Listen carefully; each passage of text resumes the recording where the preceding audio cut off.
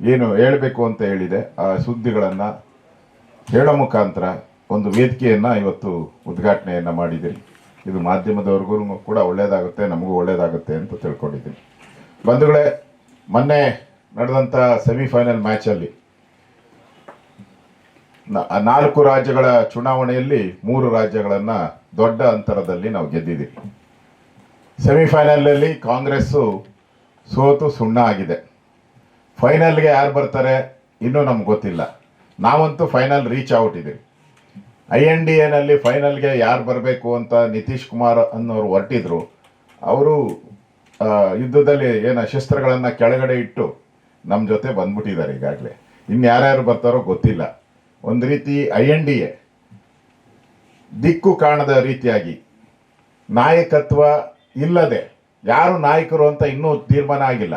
Match fix ಆಗಿದೆ, date fix ಆಗಿದೆ, players fix ಆಗಿದೆ, ಮತ್ತೆ ಸಾರ್ವಜನಿಕರು ಫಿಕ್ಸ್ ಆಗಿದ್ದಾರೆ. ಕ್ಯಾಪ್ಟನ್, ನಮ್ಮ ಕ್ಯಾಪ್ಟನ್ ನರೇಂದ್ರ ಮೋದಿ ಫಿಕ್ಸ್.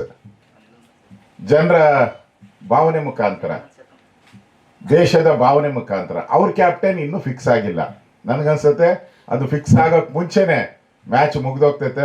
ಮ್ಯಾಚಲ್ಲಿ ಅವ್ರು ಸೋತು ಸುಣ್ಣ ಆಗ್ತಾರೆ ಅಂತ ಕಾಣ್ತಾ ಇದೆ. ಆ ಥರದ ವಾತಾವರಣ ನಾವು ನೋಡ್ತಾ ಇದ್ದೀವಿ. ಕರ್ನಾಟಕದಲ್ಲಂತೂ ಕೂಡ ನಮಗೆ ಒಳ್ಳೆಯ ವಾತಾವರಣ ಇದೆ. ಬಂದಂಥ 10 ತಿಂಗಳಲ್ಲಿ ಈಗಾಗಲೇ ನಮ್ಮ ಅಧ್ಯಕ್ಷರು ಹೇಳಿದ್ದಾರೆ, 10 ತಿಂಗಳಲ್ಲಿ 10 ತಪ್ಪುಗಳನ್ನು, 10 ಭ್ರಷ್ಟಾಚಾರಗಳನ್ನು, ಸಮಾಜ ದ್ರೋಹಿಯಾದಂಥ ಕೆಲಸವನ್ನು ಕಾಂಗ್ರೆಸ್ ಮಾಡಿದೆ. ಮಂಡ್ಯದಲ್ಲಿರ್ತಕ್ಕಂಥ ಹನುಮ ಧ್ವಜವನ್ನು ಇಳಿಸೋ ಮುಖಾಂತರ ಹಿಂದೂಗಳಿಗೆ ಅನ್ಯಾಯ ಮಾಡಿದ್ದಾರೆ. ಹಿಂದೂ ಕಾರ್ಯಕರ್ತರ ಹಳೆ ಕೇಸು, ರಾಮ ಜನ್ಮಭೂಮಿಯ ಕೇಸ್ಗಳನ್ನು ಮತ್ತೆ 24 ವರ್ಷ ಆದಮೇಲೆ ಕೇಸ್ ಹಾಕೋ ಮುಖಾಂತರ ಹಿಂದೂಗಳ ಭಾವನೆಗೆ ಧಕ್ಕೆ ಮಾಡಿದ್ದಾರೆ. ಅದೇ ರೀತಿ ವಿಧಾನಸಭೆ ಅಧಿವೇಶನ ನಡೆಯೋ ಸಂದರ್ಭದಲ್ಲಿ ಪಾಕಿಸ್ತಾನ ಜಿಂದಾಬಾದ್ ಅಂತ ಯಾರು ಒಳಗಡೆ ಬಂದರು ಅವ್ರು ಕಾಂಗ್ರೆಸ್ ಕಾರ್ಯಕರ್ತರು ಅಂತ ಪ್ರೂವ್ ಆಗಿರೋದು ಕೂಡ ಪೊಲೀಸ್ ತನಿಖೆಯಲ್ಲಿ ಬಂದಿದೆ. ಅವರೆಲ್ಲ ಕಾಂಗ್ರೆಸ್ ಕಾರ್ಯಕರ್ತರು, ಕಾಂಗ್ರೆಸ್ಸಿನ ರಾಜ್ಯಸಭಾ ಸದಸ್ಯರೇ ಅವ್ರನ್ನ ಕರ್ಕೊಂಬಂದಿರೋದು ಕೂಡ ಪ್ರೂವ್ ಆಗಿದೆ. ಅದಾದಮೇಲೆ ಕಾಂಗ್ರೆಸ್ ಬಂದ ಮೇಲೆ, ಯಾವತ್ತು ಕರ್ನಾಟಕದಲ್ಲಿ ಕಾಂಗ್ರೆಸ್ ಬಂದಿದೆಯೋ ಆ ಸಂದರ್ಭದಲ್ಲಿ ಭಯೋತ್ಪಾದಕರ ಚಟುವಟಿಕೆ ಜಾಸ್ತಿ ಆಗ್ತಾ ಇದೆ. ಎಲ್ಲ ಕಡೆ ಭಯೋತ್ಪಾದನಾ ಚಟುವಟಿಕೆಗೆ ಒಂದು ಕಮ್ಮಕ್ಕು ಕೊಡೋ ರೀತಿಯಾಗಿ ಕಾಂಗ್ರೆಸ್ ನಡವಳಿಕೆಗಳನ್ನು ನಾವು ನೋಡ್ತಾ ಇದ್ದೀವಿ. ಜನ ಇದನ್ನು ಗಮನಿಸ್ತಾ ಇದ್ದಾರೆ. ಇನ್ನೊಂದು ಕಡೆ ಬರಗಾಲ. ನನಗೆ ಗೊತ್ತಿಲ್ಲ, ಹಿಂದೆ ಯಡಿಯೂರಪ್ಪನವ್ರು ಇದ್ದಾಗ ಎಲ್ಲರೂ ಫೋನ್ಗಳು ಬರ್ತಾ ಇತ್ತು. ನಮ್ಮ ಆಫೀಸ್ ಪೂರ್ತಿ ಫೋನ್ ಬರ್ತಾ ಇದ್ದಿದ್ದೇನು ಅಂತ ಹೇಳಿದ್ರೆ, ನಮ್ಮ ಮನೆಗೆ ನೀರು ನುಗ್ಬಿಟ್ಟಿದೆ, ನಮ್ಮ ಹಳ್ಳಿಗೆ ನೀರು ಬಂದ್ಬಿಟ್ಟಿದೆ, ನೀರು ಜಾಸ್ತಿ ಆಗಿದೆ, ಅದನ್ನ ದಯವಿಟ್ಟು ಮನೆಯಿಂದ ನೀರು ಆಚೆ ಹೋಗ್ಲಿ ಅಂತ ಇದ್ರು. ಈಗ ಮನೆ ಒಳಗಡೆ ನೀರು ಬಾ ಅಂದ್ರೆ ಬರಲ್ಲ.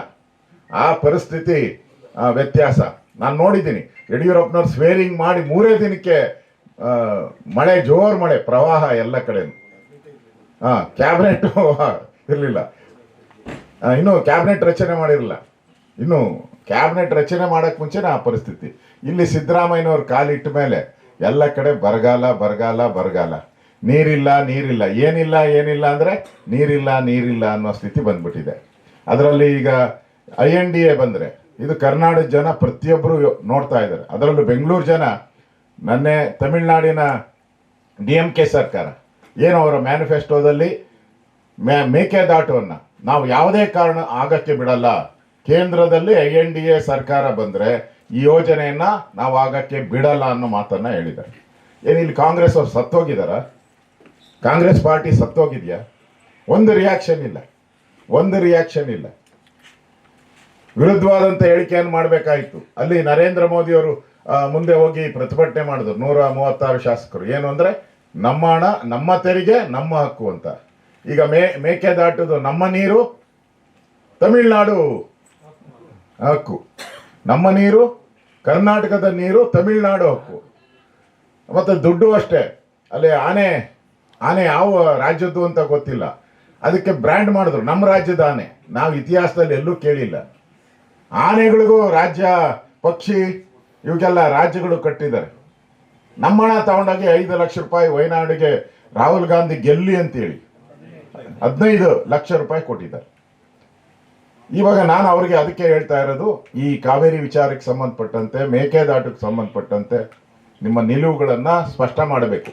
ಇಲ್ಲ ಅಂದರೆ ರಾಜ್ಯದ ಜನ ನಿಮಗೆ ಸರಿಯಾದಂಥ ಪಾಠವನ್ನು ಕಲಿಸ್ತಾರೆ ಅನ್ನೋ ಮಾತನ್ನ ಈ ಸಂದರ್ಭದಲ್ಲಿ ನಾನು ಹೇಳಕ್ಕೆ ಇಷ್ಟಪಡ್ತಿದ್ದೀನಿ.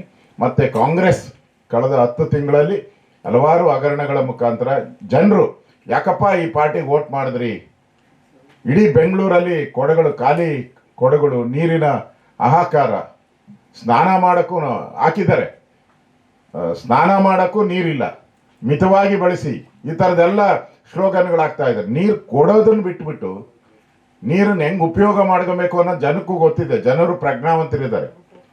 ಕೊಡಕ್ಕೆ ಯೋಗ್ಯತೆ ಇಲ್ಲದೆ ಸರ್ಕಾರ ನೀರಿನ ಸರಬರಾಜು ಮಾಡುವಂಥ ಜವಾಬ್ದಾರಿಯನ್ನ ಹೊತ್ಕೊಂಡಂತ BWSSB ಇವತ್ತು ಬೀದಿ ಪಾಲಿಗೆ ಬಂದು ನಿಂತಿದೆ. ಬೀದಿ ಪ್ರತಿದಿನ ಅವ್ರ ಅಡ್ವರ್ಟೈಸ್ಮೆಂಟ್, ನೀವು ಸ್ನಾನ ಮಾಡಬೇಡಿ, ಈಗ ನೀರು ಉಪಯೋಗಿಸಿ, ಆ ನೀರು ಉಪಯೋಗಿಸಿ, ನೀವು ಕಾರ್ ತೊಳಿಬೇಡಿ, ನೀವು ಗಾರ್ಡನ್ಗೆ ನೀರು ಹಾಕಿ, ಇದೇ ಹೇಳಿಕೆಯನ್ನು ಕೊಡ್ತಾ ಇದ್ದಾರೆ. ಬಿಟ್ಟರೆ ನೀರನ್ನ ಹೆಂಗೆ ಕೊಡ್ತೀರಿ ಅನ್ನೋ ಮಾತನ್ನ ಯಾವುದೂ ಹೇಳ್ತಾ ಇಲ್ಲ.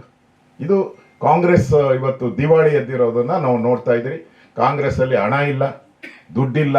ಮೊನ್ನೆ ಪ್ರಧಾನಮಂತ್ರಿಗಳು ಹೇಳಿದ್ದಾರೆ ಪಾಪರಾವ್ಟಿದೆ ಸರ್ಕಾರ. ಆ ಪಾಪರಾಗಿರೋ ಸರ್ಕಾರದಲ್ಲಿ ಹಣ ಕೊಡೋಕ್ಕೂ ದುಡ್ಡಿಲ್ಲ, ಕುಡಿಯೋ ನೀರು ಕೊಡುವಂಥ ದುಡ್ಡು ಇಲ್ಲ. ಅದಕ್ಕೆ ಇದೊಂದು ಒಳ್ಳೆ ಜನ ಕೂಡ ತೀರ್ಮಾನ ಮಾಡುವಂಥದ್ದು ಒಂದು ಒಳ್ಳೆ ಅವಕಾಶ. ಅದರಿಂದ ರಾಜ್ಯದ ಜನರಲ್ಲಿ ವಿನಂತಿ ಮಾಡ್ತೀನಿ, ದಯವಿಟ್ಟು ಮತದಾನಕ್ಕೆ ಏನಕ್ಕೆ ಬಂದು ಮತವನ್ನ ಮಾಡಿ ಮತ್ತೊಮ್ಮೆ ನರೇಂದ್ರ ಮೋದಿ ದೇಶದ ಪ್ರಧಾನಿಯಾಗಿ ದೇಶವನ್ನ ಮುನ್ನಡೆಸುವಂತ ಒಂದು ಶಕ್ತಿಯನ್ನ ನರೇಂದ್ರ ಮೋದಿ ಅವರಿಗೆ ಕೊಡಬೇಕು ಅನ್ನೋ ವಿನಂತಿಯನ್ನ ಮಾಡ್ತಾ ಇದ್ದೀನಿ. ಈಗ ಕೇಂದ್ರ ಮಾಧ್ಯಮ ಕಾರ್ಯಾಲಯದ ಉದ್ಘಾಟನೆ ಆಗಿದೆ.